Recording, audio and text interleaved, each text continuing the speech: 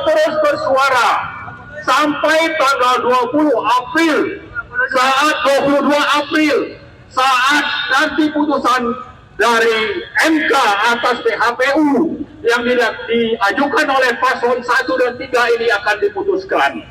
Assalamualaikum warahmatullahi wabarakatuh. Kami hadir di aksi Patung Kuda 3 April 2024 ini untuk mendukung hakim-hakim MK agar memiliki keberanian moral memutuskan perselisihan pemilu atau pilpres dengan adil dan jujur, benar, sesuai dengan aspirasi rakyat Indonesia yang telah melihat ada kecurangan, ada kejahatan politik di dalam proses pemenangan pasangan 02, termasuk keterlibatan istana yang luar biasa. Oleh karena itu, kami mendesak, mendukung, dan salah satu tuntutan desakan kami adalah agar pasangan Prabowo Gibran didiskualifikasi. Karena Gibran adalah anak haram konstitusi, anak haram demokrasi, anak haram hak asasi, anak haram ideologi, anak haram religi, pokoknya banyak keharaman-keharaman dari proses sehingga menjadi cawapres. Kemudian Prabowo juga adalah figur yang bermasalah. Ada hak asasi manusia yang ditelusuri terus-menerus dan dibicarakan terus-menerus. Karena itu dosa yang sulit untuk dihapuskan dalam kesejarahannya di proses politik bangsa Indonesia. Kemudian yang sekarang ini ada yang sangat menyolok, yaitu bahwa Prabowo belum ditetapkan sebagai sebagai Presiden Republik Indonesia, sudah dalam tanda kutip mengklaim atau orang luar menganggap klaim bahwa Prabowo adalah presiden terpilih, padahal sengketa masih jalan sekarang. Saya kira ini tidak etis berangkat ke Cina, dan keberangkatan ini tentu saja menjadi cacat politik Prabowo. Satu, dia memuji-muji habis Xi Jinping. Bahkan seperti orang yang tidak ada lagi lebih hebat daripada Xi Jinping dalam kesuksesan pemerintahan maupun memimpin rakyat Cina. Yang kedua, siap belajar ke Partai Komunis Cina. Sungguh aneh ini. Masa Prabowo mau belajar ke Partai Komunis Cina? Padahal Partai Komunis Cina itu punya dosa. Waktu kasus PKI dibantai jenderal-jenderal, dibantai umat Islam oleh PKI yang didukung oleh Partai Komunis Cina. Mau belajar apa dengan Partai Komunis Cina itu? Yang ketiga, menyatakan senang melakukan awal langkah sebagai presiden terpilih, padahal presiden terpilih palsu itu ke Cina. Ini menimbulkan pertanyaan bahwa jangan-jangan Prabowo itu akan menjadi antek Cina nantinya, karena tiba-tiba langsung datang dan dipanggil ke Cina, langsung datang ke sana. Yang keempat, akan ada kerjasama pertahanan Indonesia-Cina. Mau bikin blok, apakah ini akan membuat blok dengan Cina? Saya kira itu pelanggaran konstitusi yang berprinsip politik luar negeri kita bebas dan aktif. Dan yang kelima adalah soal Indonesia dan Cina, dua negara dengan taman kembar, two countries, twin park. Dengan itu menyatukan kebersamaan ekonomi untuk berpengaruh terhadap bidang-bidang lain yang disebut dengan koridor ekonomi komprehensif. Nah, komprehensif ini bisa saja dari ekonomi menguasai politik, menguasai sosial, menguasai budaya, menguasai agama, bahkan menguasai militer. Saya kira ini bahaya besar bagi bangsa Indonesia. Dan Prabowo sudah memberi sinyal akan bahaya itu. Oleh karena itu desakan kita rasional, yaitu diskualifikasi pasangan Prabowo dan Gibran. Itu adalah penyelamatan bangsa Indonesia, penyelamatan demokrasi, penyelamatan kedaulatan rakyat, penyelamatan ideologi Pancasila. Insya Allah itu akan tercapai dengan perjuangan yang gigih rakyat, elemen-elemen masyarakat, buruh, mama, mahasiswa, ulama, santri, aktivis, dan kelompok-kelompok perjuangan lainnya dalam rangka menegakkan kebenaran, kejujuran, dan keadilan. Nasrun minallah wa fathun qarib. Assalamualaikum warahmatullahi wabarakatuh. Ini rezim ingin meluluh-lantakkan bangsa kita, ingin menghancurkan bangsa kita dari dalam dengan cara memelihara para koruptor, betul? Koruptor dipelihara, para bangsat rakyat dipelihara. Hari ini bersama kawan-kawan pejuang perubahan kita turun aksi yang dipimpin oleh Front Penegak Daulat Rakyat. Hari demi hari kita terus mengawal dan mengawasi sidang Mahkamah Konstitusi, di mana Mahkamah Konstitusi akan mempertaruhkan nasib negara, bangsa, dan rakyat Indonesia. Apakah Hakim Agung yang ada di Mahkamah Konstitusi dapat menggunakan mata hati, nurani, dan prinsip-prinsip kejujuran dan keadilan, sehingga Pilpres yang dipenuhi dengan kecurangan dan kejahatan bisa kita tolak. Kita bisa menghukum para pelaku kecurangan dan kejahatan pemilu. Kita bisa gugurkan pasangan calon presiden, dalam hal ini Prabowo Gibran, yang nyata-nyata menjadi bagian dari konspirasi kejahatan pemilu. Praktek-praktek kecurangan demokrasi tidak bisa diteruskan lagi. Kita akan terus secara eskalatif dan simulatif mengawal sekaligus memberikan supporting system. Kita memberikan dukungan yang kuat kepada Hakim Agung Mahkamah Konstitusi. Kiranya para Hakim Agung Konstitusi ini betul-betul bisa menjaga marwah konstitusi, bisa menjaga prinsip-prinsip demokrasi, dan yang paling penting adalah bagaimana mereka semua juga bagian dari rakyat Indonesia. Mereka harus berpatokan, berprinsip pada nilai-nilai ketuhanan, pada nilai-nilai kemanusiaan, dan berani mengambil keputusan-keputusan yang berdasarkan nilai-nilai kejujuran dan keadilan.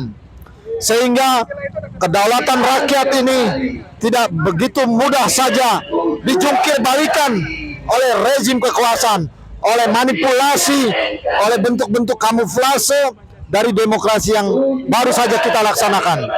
Kami berharap dukungan rakyat akan menguatkan mental, moral, dan keberanian dari para Hakim Agung, sehingga bisa menghasilkan keputusan yang berani melawan oligarki, berani melawan para penjahat demokrasi, dan tak kalah pentingnya adalah dalam rangka menyelamatkan negara kesatuan Republik Indonesia, sehingga Pancasila, Undang-Undang Dasar 45 kembali ditegakkan. Kemudian semua rakyat masih punya harapan, masih punya mimpi-mimpi besar terhadap apa yang telah dibangun oleh para pendiri bangsa dan cita-cita kemerdekaan Indonesia, yaitu negara kesejahteraan, negara yang mengedepankan kemakmuran dan keadilan sebagai tujuan utama. Ini rezim ingin meluluh-lantakkan bangsa kita, ingin menghancurkan bangsa kita dari dalam. Assalamualaikum warahmatullahi wabarakatuh. Alhamdulillah, walaupun hujan, pantang mundur kita untuk tidak turun ke lapangan. Selama penegakan kebenaran dan keadilan ini tidak tegak di negara kita, maka kita akan terus turun melawan daripada kezaliman-kezaliman yang ada. Maka dari itu, sekali lagi, jangan pernah lelah, jangan pernah merasa letih, jangan pernah merasa capek, karena ini perjuangan untuk bangsa dan negara kita ke depan. Sekali lagi, kepada rakyat Indonesia, saya himbau untuk selalu bisa memantau, mengawasi daripada sidang MK ini. Kita masih merasakan optimisme kita untuk menang di sana. Kenapa? Sudah tidak ada lagi Paman Usman di sana. Kita lihat MK saat ini insya Allah bisa menjadi barometer, bisa untuk memutarbalikkan daripada keadaan yang ada pada bangsa ini, untuk membalikan marwah daripada MK. Sekali lagi saya ajak kepada rakyat Indonesia bahwa rakyat Indonesia adalah pejuang bukan pecundang. kemerdekaan Indonesia bukan diberikan oleh penjajah, bukan diberikan oleh Jepang, bukan diberikan oleh Belanda, bahkan bukan pula diberikan oleh Cina, tapi karena perjuangan para syuhada, para pejuang dan pertolongan Allah Subhanahu wa taala. Jangan pernah gentar, jangan pernah mundur. Ayo sama-sama tanggal 5, tanggal 19 dan tanggal 22 April kita tunggu di gedung MK. Bersama kita menegakkan kebenaran dan keadilan. Republik Indonesia harus kembali direbut. Kita lawan para oligarki, kita lawan para orang Cina yang selama ini begitu korup dan serakah. Ada Beni Cokro, ada Chandra Wijaya, yang terakhir yang belum kita lupakan adalah Harvest Moon dan Helena yang mengambil kekayaan rakyat sebesar 271 triliun. Assalamualaikum warahmatullahi wabarakatuh.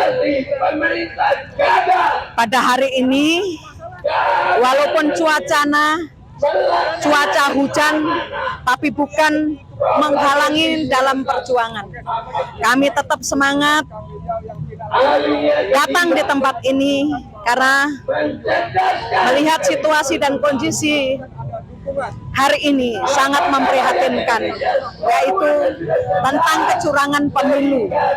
Karena kecurangan itu bukan hanya di pemilunya, tapi sebelum pemilu pun mereka sudah mulai. Dan mulai pemilu juga curang, apalagi setelah penghitungan itu juga curang. Dan saya agak pesimis, apakah betul MK itu akan menerima dan akan memenangkan gugatan dari 01 dan 03. Karena yang saya lihat adalah semua sudah tidak netral. Semua sudah dikondisikan siapa yang akan menang. Ini yang harusnya kita sama-sama ketahui. Tapi persoalan hari ini, soal sudah dikondisikan, tapi bagaimana semangat rakyat, persatuan rakyat ini yang harusnya kita himpun semua untuk mengepung MK dan istana. Pasti MK akan lebih memikirkan dampak nasib rakyat Indonesia. Tapi kalau kita juga tidak mau bersatu, bagaimana kita bisa menekan para pemimpin MK ini? Ini jalan satu-satunya. Yang berikutnya, karena kecurangan itu bukan hanya pemilu, kecurangan tentang undang-undang Omnibus Law itu ada 11 klaster, yaitu klaster tentang tenaga kerja, yaitu bagaimana Presiden akan mempersiapkan 10 juta lapangan kerja, tapi itu omong kosong. Kenapa? Di undang-undang Omnibus Law itu sendiri, khususnya di klaster tenaga kerja, di sana adalah memberikan karpet merah terhadap tenaga kerja asing untuk masuk ke Indonesia tanpa ada persyaratan bahasa Indonesia. Ini adalah sudah harga diri bangsa sudah tergadaikan. Itu satu. Yang kedua, PHK akan terus berlanjut. Karena apa? Pesangonnya pun sudah 0,5 dan itu tidak juga ada namanya bagaimana kalau mereka tidak membayar, itu sudah ada, tidak ada pidananya. Inilah kondisi yang terjadi hari ini. Selain PHK dan aturan-aturan yang lain tentang outsourcing, tentang pemagangan dan yang lain-lain, inilah tidak ada lagi tenaga kerja tetap. Karena setiap ada tenaga kerja tetap, itu pasti akan dicari-cari persoalannya. Mereka akan di-PHK dan akhirnya akan dimasukkan untuk tenaga kerja kontrak atau magang. Disinilah liciknya undang-undang ini. Selain itu, tentang bagaimana tentang petani kita adalah bagaimana mereka bisa menjadi tuan rumah sendiri, padahal petani ini adalah buruh tani. Karena tidak ada tanah yang diberikan rakyat Indonesia. Kenapa? Di dalam undang-undang Omnibus Law ini sendiri, yang dulunya hanya bisa diperpanjang sekali, hari ini diperpanjang 2 kali. Pertama, akadnya adalah 90 tahun. Dan kontrak pertama, perpanjangan pertama 90 tahun, kontrak kedua 60 tahun. Bagaimana rakyat akan mampu untuk menanam padi bercocok tanam. Kalau rakyat sendiri juga tidak diberikan diberikan tanah untuk menggarapnya. Disinilah sebenarnya kondisi yang hari ini rakyat kita ini sudah tertindas. Rakyat kita sudah tidak lagi digubris oleh pemerintahan ini. Pemerintah hanya memberikan karpet merah terhadap asing. Bagaimana investorlah yang diberikan karpet merah, tapi tidak pernah memikirkan bagaimana rakyatnya sendiri. Ini yang menjadi persoalan. Kembali lagi tentang kecurangan pemilu yang hari ini kita sama-sama ketahui, yang sudah berkali-kali kita turun bagaimana menyuarakan tentang kecurangan. Soal KPU sudah memutuskan nilai, dan KPU punya kalkulator yang mampu untuk menghitung di mana itu yang besar, di mana itu yang rendah. Kalkulator KPU dan kalkulator yang lain itu berbeda. Akhirnya 02 lah yang menang. Bawaslu juga sama. Tidak ada tindakan yang tegas tentang pelanggaran-pelanggaran. Ini yang menjadi persoalan hari ini. Setelah setelah diputuskan oleh KPU, akhirnya paslon 1 dan 3 itu adalah bagaimana mengajukan ke MK. Hanya kita berharap satu-satunya adalah MK yang hari ini. Di MK ada 8 hakim. Apakah betul hakim ini akan betul-betul memikirkan nasib rakyat? Apakah hanya memikirkan bagaimana investasi, memikirkan kepentingan politiknya? Kalau itu hanya mementingkan politik, akhirnya paslon 2 akan menang. Tapi juga jangan salahkan kalau rakyat akan turun lebih besar lagi untuk mengepung MK, untuk memberikan dukungan kepada 8 hakim yang ada di MK agar betul-betul memikirkan nasib rakyat Indonesia. Itu tergantung pada 8 hakim hari ini. Maka saya dan kawan-kawan hari ini tidak patah semangat, walaupun ada berkecamuk tentang bagaimana kepesimisan, tapi tetap kita harus semangat. Kita berikhtiar bagaimana masih beberapa hari ini kita harus mengumpulkan semua pihak yang peduli terhadap nasib rakyat Indonesia. Maka saya mengundang tanggal 5, tanggal 19, dan tanggal 22 untuk menentukan nasib rakyat Indonesia dan memberikan dukungan kepada MK agar MK betul-betul adil untuk memutuskan nantinya. Terima kasih saudara-saudaraku sebangsa setanah air. Masih semangat. Masih semangat. Kita tetap harus semangat. Assalamualaikum warahmatullahi wabarakatuh. Kita tahu bahwa sejak dibuka hujan ini tadi, penceramah-penceramah makin kencang dan makin berkualitas. Inilah demo yang berkualitas. Terutama kita sedang membentengi para pengacara yang menolak hasil pemilu oleh hakim yang sedang menyidangkan. Ini adalah perjuangan kita semua. Maka rakyat membentuk sebuah namanya panggung rakyat untuk terus mengawal sampai selesainya sidang. Intinya adalah rakyat menolak, jangan sampai kekuasaan yang curang ini dibiarkan melanggeng, dibiarkan dideklarasikan. Karena ini adalah betul-betul penindasan terhadap rakyat yang disetujui oleh para elit. Maka kita tidak hanya ingin yang turun ke jalan itu adalah rakyat, tetapi marilah orang-orang elit. Bahkan kalau perlu guru-guru besar dan para mahasiswa turun bersama pada tanggal 22 apabila tetap masih menolak apa yang diinginkan rakyat. Tolak diskualifikasi kepemimpinan Gibran dan Prabowo yang penuh kecurangan, yang penuh kehancuran dengan teror-teror mereka. Mereka menteror ya. Baru hari ini Prabowo mendatangi Cina, ya, kalau tegasnya kemudian dia diundang untuk diberikan arahan-arahan terhadap kemenangan, padahal tidak menang, padahal kecurangan semua. Maka kita tetap menolak. Rakyat hanya punya kesempatan saat ini. Apabila rakyat tidak bisa menghasilkan, tidak berhasil menolak terhadap kepemimpinan curang ini, maka kita tidak akan ada kesempatan lagi. Kita tidak akan ada waktu lagi. Karena kejahatan itu sekarang ini saja sudah menjadi monster, ya. Pertama, kekuasaan itu kekuasaan yang seolah-olah sederhana, ya. Datang pakai baju putih sederhana. Sekarang dia sudah berhasil mengusung kepemimpinan nepotisme, ya. Bayangkan, bukan hanya anaknya saja yang ingin dijadikan wakil presiden, dijadikan gubernur, ya, tetapi bahkan mantu-mantunya, ajudan-ajudannya. Apakah kita diam melihat kelakuan, ya, rezim Jokowi seperti itu? Maka menolak Jokowi itu bukan Jokowi semata. Dari sekarang kita harus tolak kemenangan suram, kemenangan curang oleh Pak Prabowo dan Pak Gibran. Kami mengajak semua, jangan tidak digunakan kesempatan ini kita untuk mendapatkan pahala besar, pahala jihad untuk menyelamatkan bukan kita, tetapi menyelamatkan negeri Indonesia, menyelamatkan rakyat Indonesia ke depan. Kita masih mempunyai kesempatan, jangan sampai kita berkongkol dengan kejahatan. Allah mengancam sekali orang-orang yang berkongkol, apalagi mendukung satu kejahatan.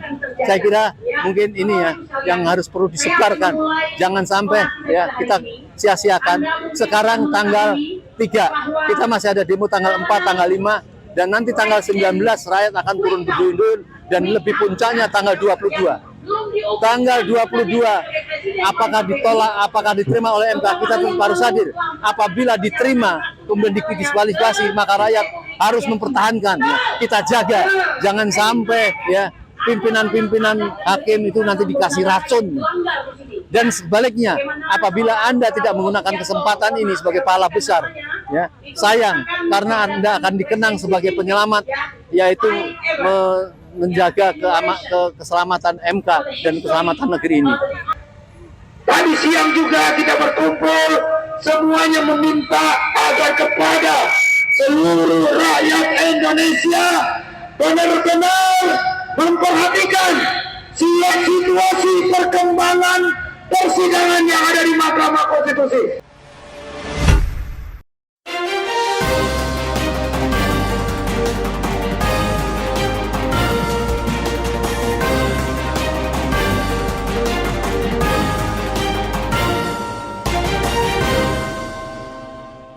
One Kawan TV 1